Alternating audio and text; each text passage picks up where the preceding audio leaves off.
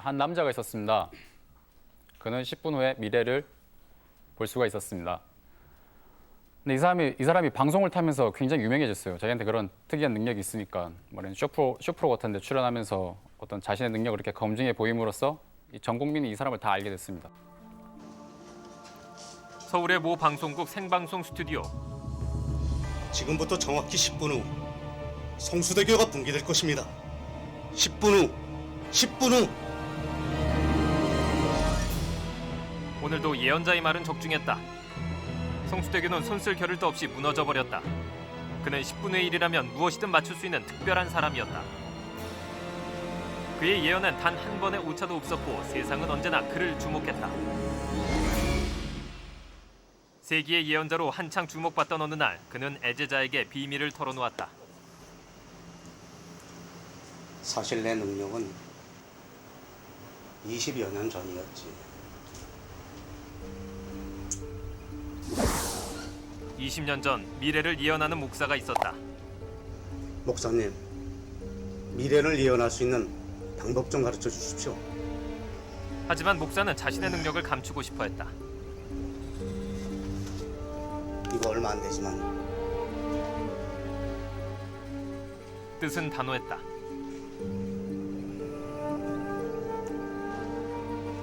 사건은 순식간이었다. 사업 실패로 궁지에 몰려있던 그는 목사를 회유하는 데 실패하자 화를 참지 못하고 목사를 살해했다. 다행히 사건은 아무도 모르게 조용히 처리됐다. 그런데 또 한 번 예상치 못한 결과가 그를 기다리고 있었다. 그 후로 나는 10분 후를 볼 수 있는 능력이 생겼지.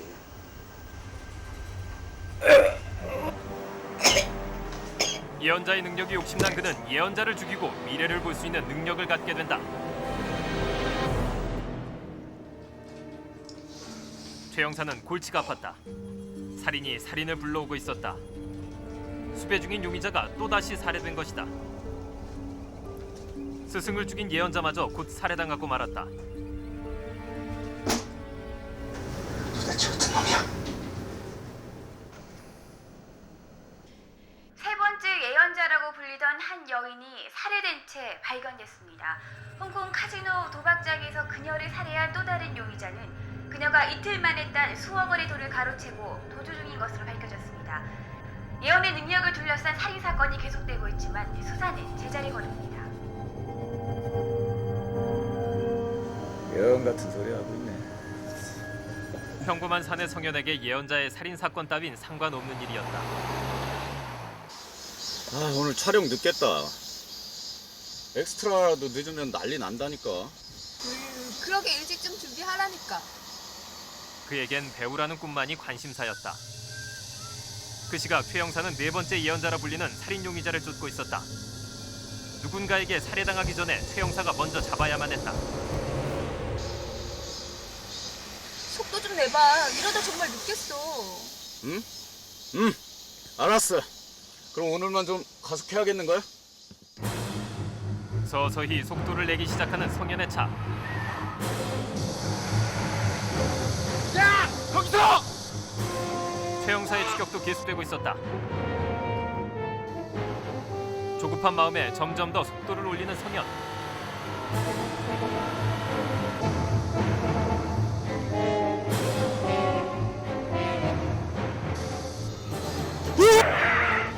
최 형사에게 쫓기던 용의자는 성현의 차 앞으로 뛰어들었다. 여보, 어떡해. 이런 대로에서 사람이 뛰어들다니. 처참하게 쓰러져 있는 남자, 성현의 평범한 인생이 끝나는 순간이었다. 실수지만 네 번째 예언자라 불리는 남자를 죽여버린 것이다. 내 잘못이 아니에요. 이 사람이 갑자기 내 차로. 정말이에요.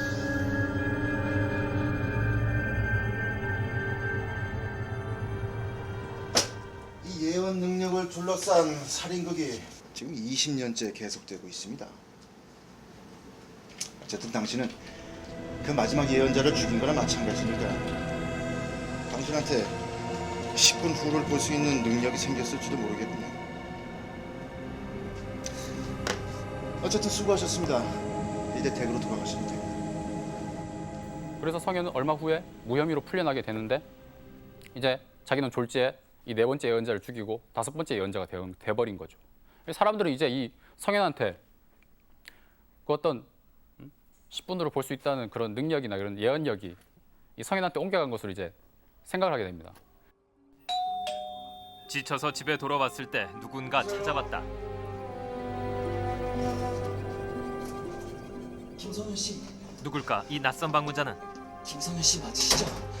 예언자의 능력을 받으셨다고요? 나 그런 거 아닙니다. 경찰서에 있는 제 친구 소개로 왔습니다. 저에게도 도움을 좀 주세요. 저는 그런 능력 없습니다. 제 친구도 첫 번째 예언자 덕분에 많은 도움을 받았다고 했습니다. 당신의 말씀을 듣기 전까지 여기서 한 발자국도 움직일 수 없습니다. 제발요. 이 한 번에 제 인생을 걸었어요. 제발 한 번만요.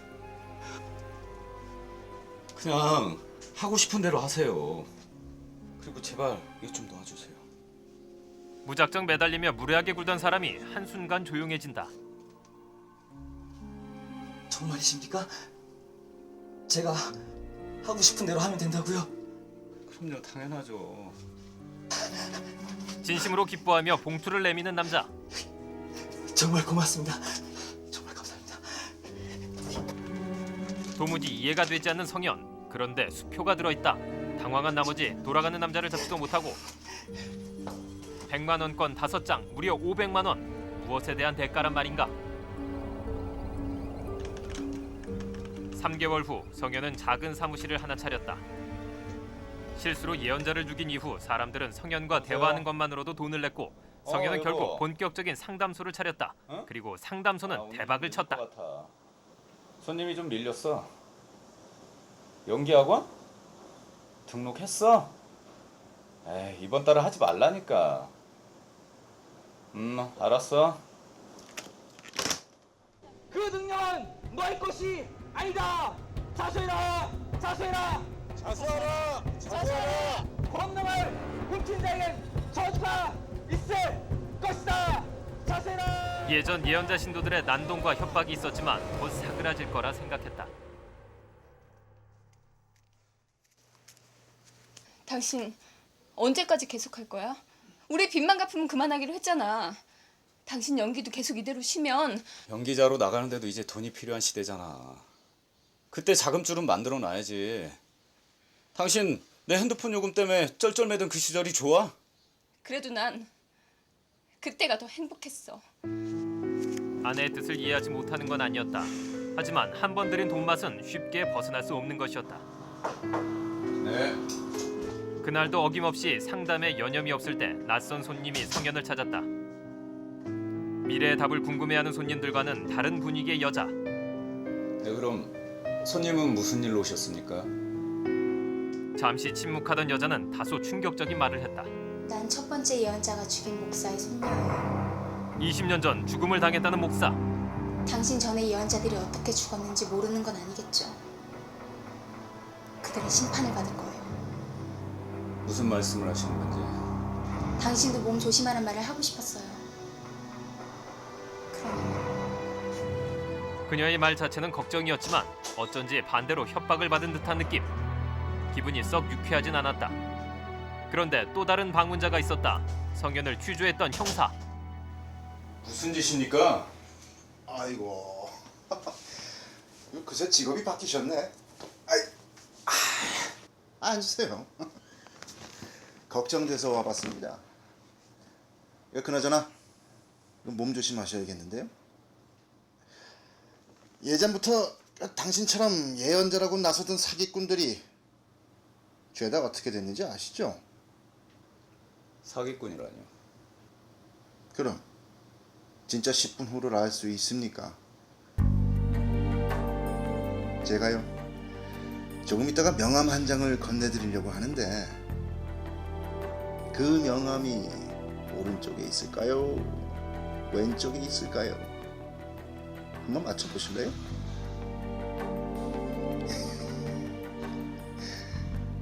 많은 사람들이 당신을 지켜보고 있다는 것을 잊지 마십시오. 아, 그리고요 무슨 일이 생기면 이쪽으로 연락 주시고요. 아이고, 이거 명함이 뒷주머니에서 나오네. 갑니다.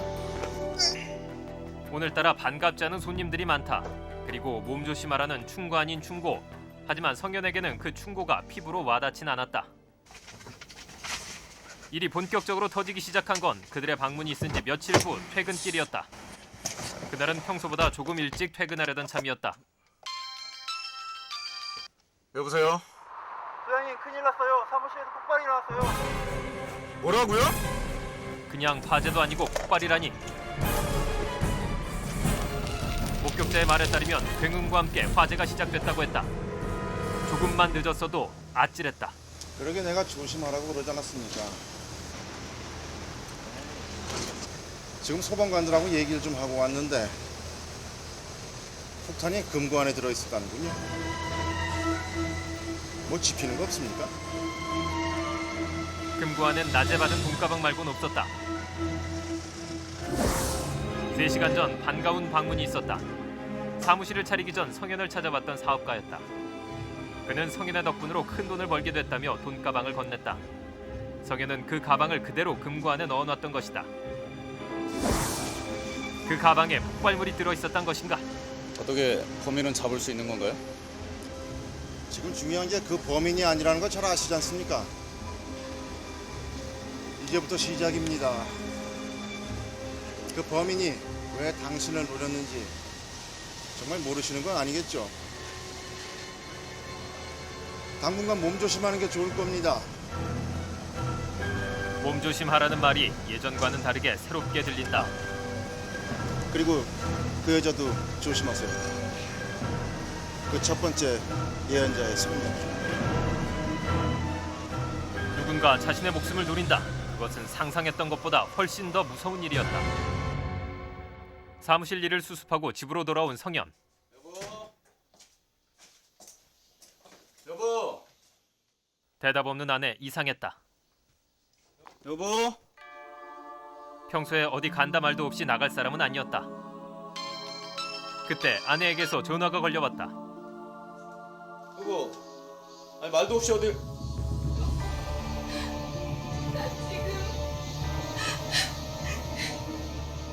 당신 왜 그래? 어? 무슨? 야? 일방적으로 끊긴 전화. 흐느끼고 있던 아내. 분명히 무슨 일이 생긴 게 틀림없었다. 그때 성현에게 도착한 한 통의 메시지. 그것은 아내를 납치한 범인이 보낸 것이었다. 범인은 어느 건물의 사무실 호수를 가르쳐주며 성현에게 혼자 오라고 했다. 여보! 그런데 아내를 납치한 범인은 뜻밖이었다. 수영사? 어떤가? 내 선물이 마음에 들던지 모르겠네. 조금 있으면 선물이 더 도착할 거야. 당신을 죽이고 싶어하는 이 지광이들 말이야. 여보, 안 돼, 오지 마! 내 걱정하지 말고 빨리 도망가. 제발. 우리 같은 왜 이러는 거야? 당신 알고 있잖아. 내가 10분을 내다볼 수 있는 능력 따윈 없다는 걸 말이야. 난 당신한테 그런 능력이 있든 없든 그런 건 중요하지가 않아. 당신도 잘 알잖아. 여전히 이해되지 않는 그의 행동들. 안 돼, 여보! 끈질긴 살인의 고리를 내가 끊으려는 거야. 당신 누군가에게 죽으면 또 다른 6번째 예언자가 나타나겠지. 그렇게 만들 수 없어. 성현은 천천히 총으로 손을 가져갔다. 안 돼, 여보! 그래, 그렇지. 안 돼, 여보! 이제 시간이 없어. 당신 마지막 예언어 때 10분 후에 죽어 있는 건 당신 혼자일까? 아니면 당신과 아내 둘 다일까? 죽이고 있는 거야. 이 자리에서 죽는 건 나도 아니고 아내도 아니고 당신. 안 돼, 여보! 그러지 마! 성현은 서서히 방아쇠를 당겼다. 자신이 아닌 허공을 향해. 분명 총을 맞지 않았는데 마치 총에 맞은 것 마냥 쓰러지는 성현. 뭐야? 아내는 그의 의중을 정확히 간파했다. 뭐야? 미치광이들이 다가왔을 때 이 사람이 죽였어요. 성현을 죽이려던 사람들은 목표물을 최 형사로 바꿨다. 성현을 최 형사가 죽였다면 능력은 최 형사에게로 옮겨갔을 게 분명하다고 생각한 것이다. 연기자가 꿈이었던 시절 수없이 많이 했던 엑스트라 연기가 지금 이 순간 성현을 살린 것이다. 무시무시한 광기가 존재하는 공간에서 두 사람은 무사히 살아남았다. 아내인 은혜가 남편의 팔짱을 끼면서 이런 말을 합니다. 나도 사실은 10분 후의 미래를 미리 볼 수가 있다. 성현이 그러죠. 그게 무슨 말이냐. 자, 아내가 얼굴을 붉히면서 그런 말을 합니다. 10분 후에 당신이 저 노을과 함께 나한테 입을 맞추게 될 겁니다. 제 이야기는 여기서 끝입니다.